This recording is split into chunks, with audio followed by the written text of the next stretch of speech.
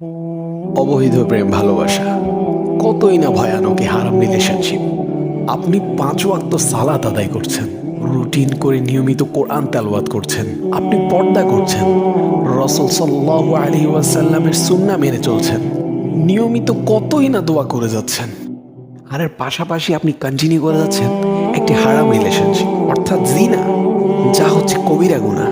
তওবা ছাড়া এর কোনো ক্ষমা নেই। স্বয়ং আল্লাহ তাআলা জিনার ব্যাপারে বলেছেন, আউযু বিল্লাহি মিনাশ শাইতানির রাজীম, লা তাকরাবুজ জিনা, তোমরা জিনার ধারে কাছেও যেও না। আর আমরা জিনার ধারে কাছে না, জিনার আষ্টে পৃষ্ঠে জড়িয়ে আছি।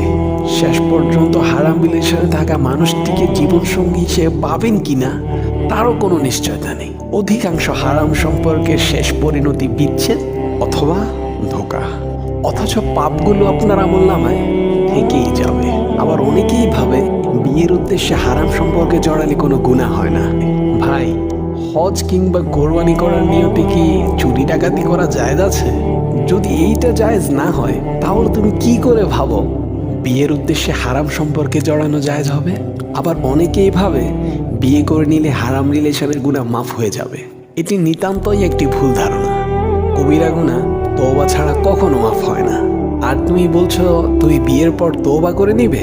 আরে তুমি আগামীকালের সূর্যটি দেখতে পাবে, এর কি গ্যারান্টি আছে? চোখগুলো বন্ধ করার পর আর নাও তো খুলতে পারে। তাই আসো, হারাম সম্পর্ককে না বলি, হালাল সম্পর্ক গড়ে তুলি।